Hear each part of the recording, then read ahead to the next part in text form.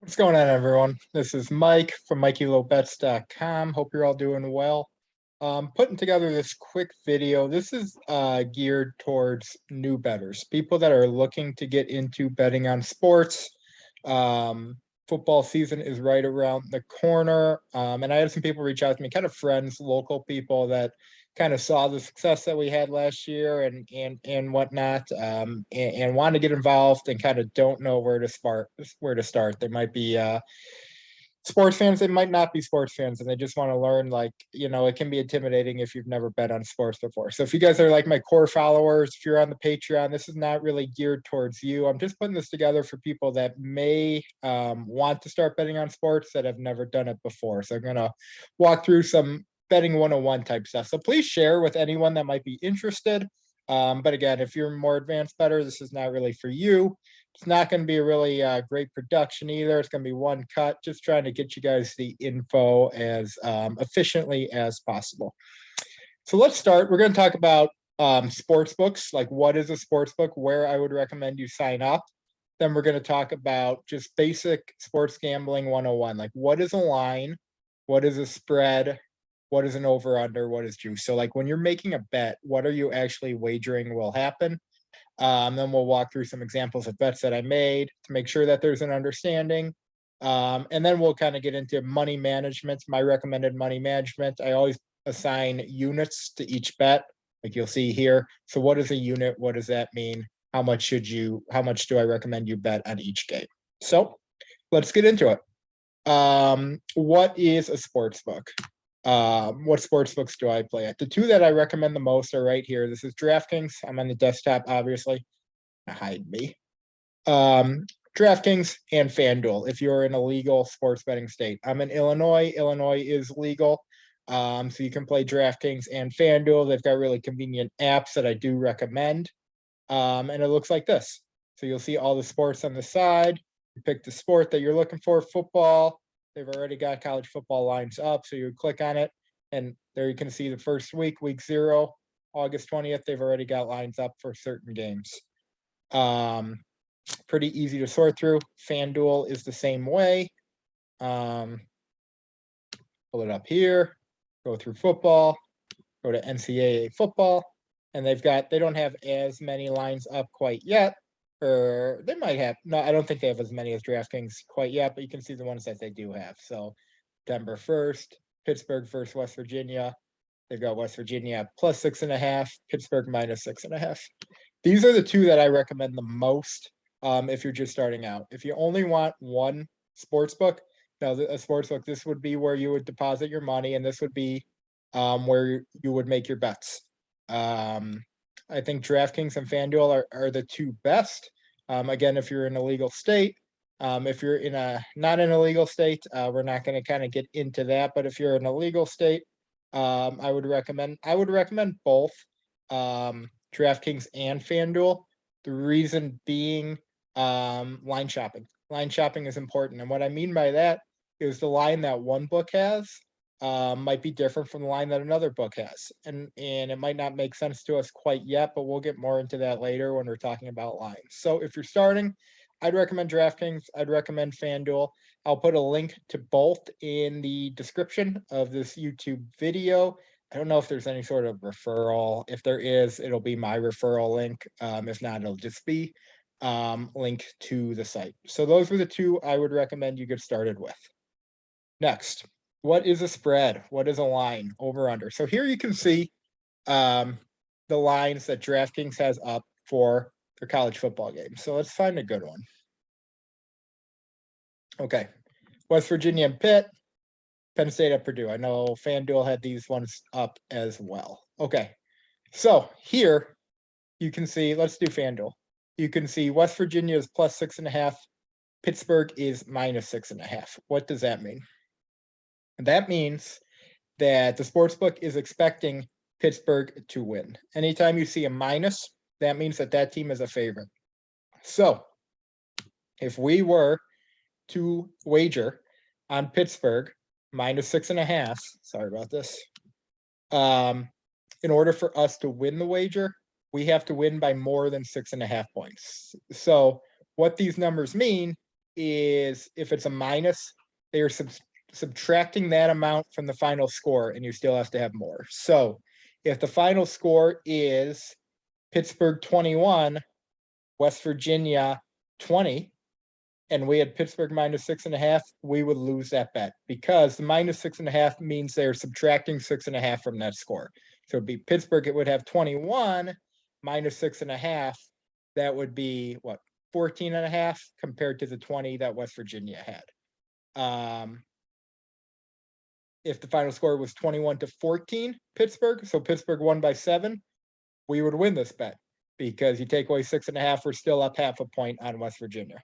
If you had the plus 6.5, that means they're the underdog. The books expect them to lose.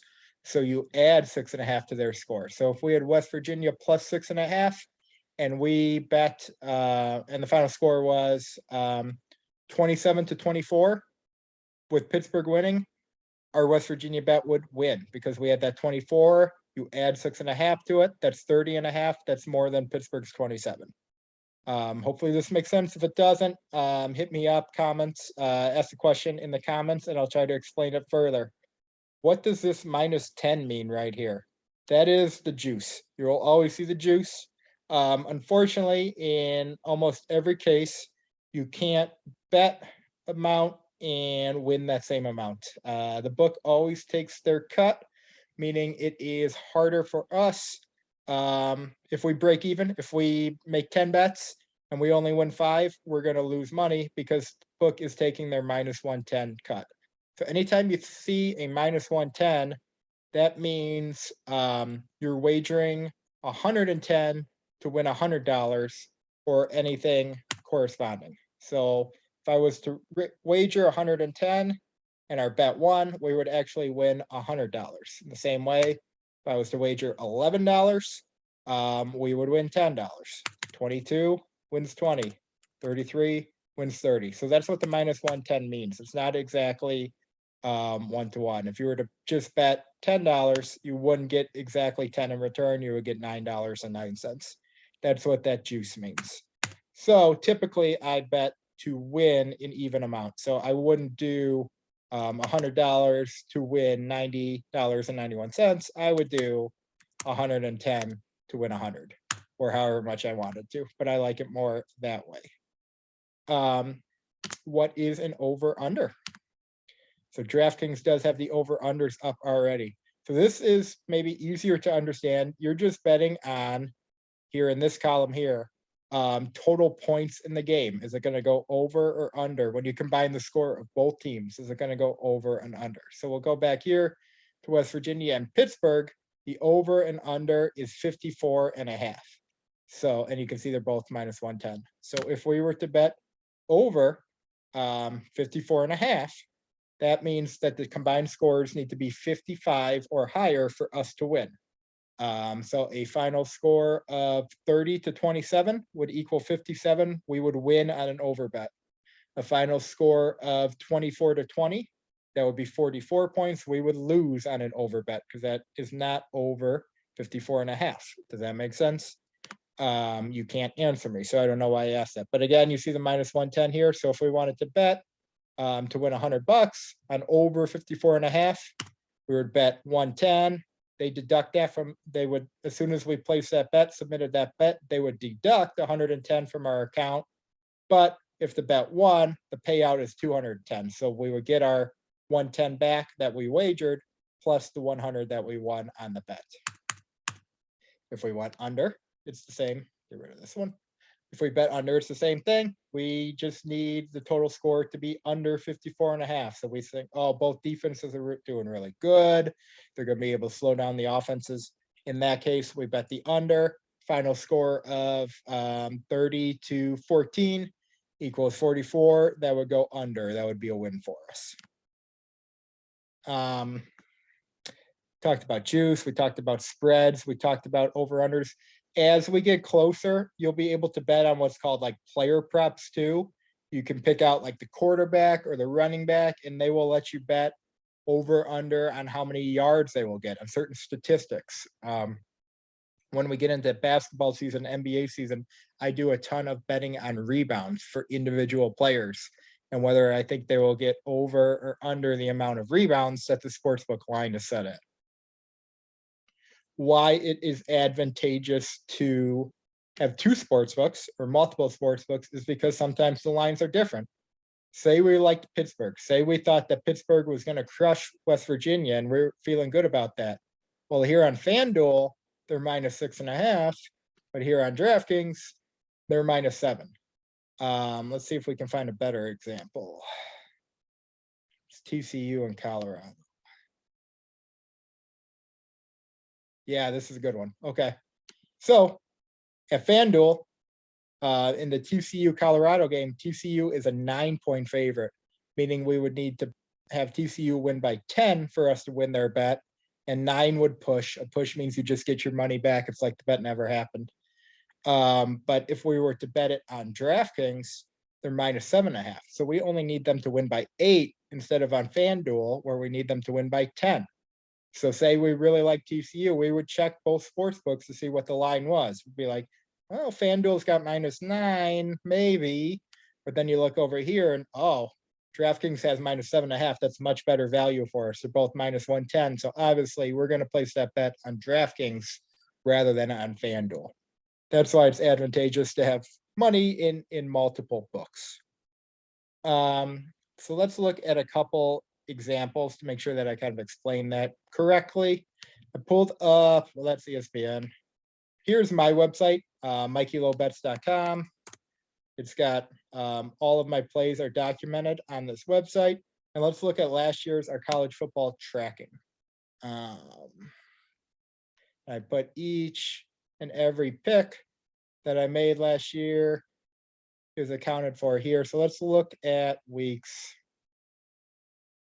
Let's look at 9 and 10 because I did good on those weeks. 4 and 2 plus 8.3 units and 5 and 1 plus 12.7 units. So let's look at a couple. So here we bet Texas and Baylor under 62.5. So I'm pulling up the scores from that week here. Big 12 for now before they move to the SEC. So the final score was Baylor 31, Texas 24. You combine those, that equals 55. Our bet was under 62.5. 55 is obviously less than 62.5. So we won that one. Here's another total that we lost. North Texas and Rice. Oh, I think we lost this one by a lot. Or maybe we got lucky at the end and it got closer. But I said it was going to go over 55.5. I bet that it was going to go over 55.5. And that final score was actually Conference USA, right?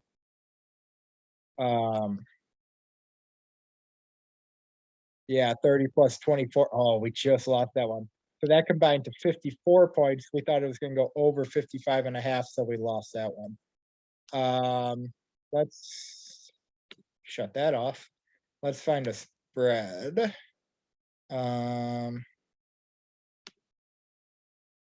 Let's go into next week because those are live plays. That's a money line play. Okay, so week 10, matching early in the year, or early in the week, I should say. We had Central Michigan plus 10.5 versus Western Michigan. So let's pull that one up.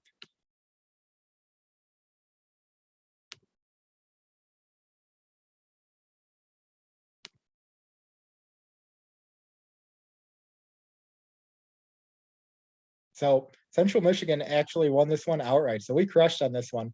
So again, we had Central Michigan plus 10.5 at Western Michigan. So we take the final score of Central Michigan, which is 42, and we got to add 10.5 to it, which gives us 52.5 compared to Western Michigan's 30. We won that one easy. That one wasn't even close. Conversely, we also had Northern Illinois plus 5 at Kent State, and they lost 52-47. So you add 5, that's 52-52. That's why that one is a push.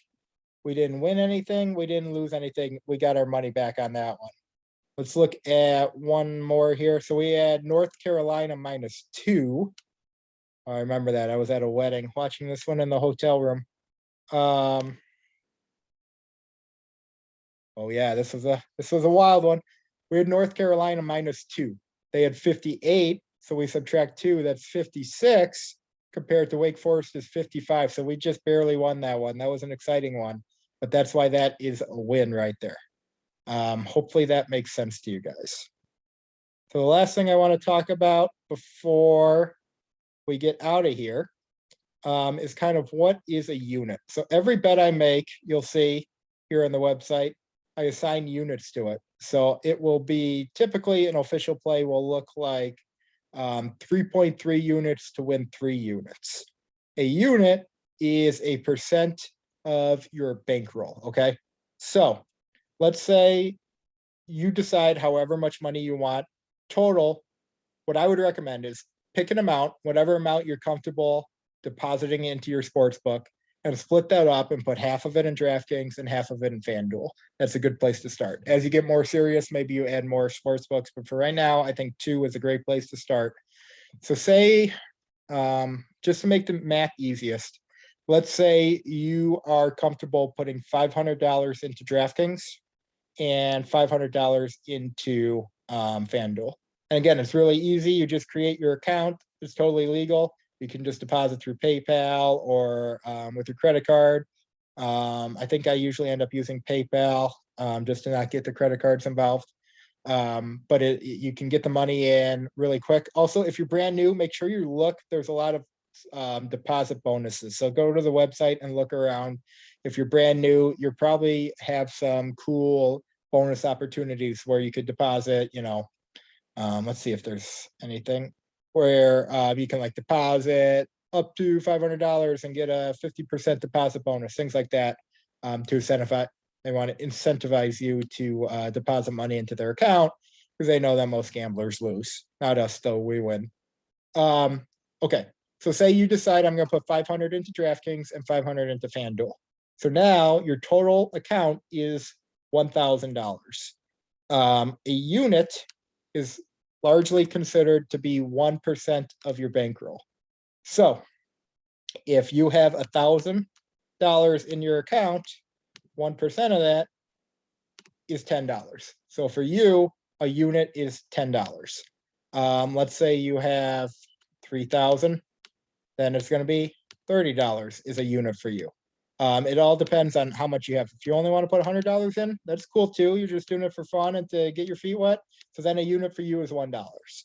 $1. So most of my bets recommended are 3 units. So if your units were $10, I would be recommending that you bet 3.3 units to win 30 or 3 units. If you look at my results from last year in college football throughout the year, I've got them all accounted for here. We won a total of 69.51 units. So even if you were just a $10 unit player, and I know most of my followers were more, you won close to $700 just following my picks last year in college football. So then the year's over. You can either take that $700 out and go back to playing at $1,000, or you can keep it in there and then your account's at, 1,700. Now all of a sudden your units are higher. They're $17. So you're able to bet more comfortably while still maintaining proper money management and units. NBA, we had some good success in NBA as well. 30.78 units we won. So again, if you're just a $10 player, that's more than $300 you won. So if you go from college football, that takes us into NBA. You combine the two last year, even a $10 unit player won over $1,000 on these plays. So that's kind of what we're talking about there. That's kind of basic 101. What is sports betting? Again, if you're looking to just get started, I would recommend, I'll put the links in the description, but DraftKings and FanDuel are probably the best places to play. My picks are always available on my Twitter at Mikey Low Bets on Twitter. If you subscribe to my Patreon, patreon.com/Mikey Low Bets, you get the plays first.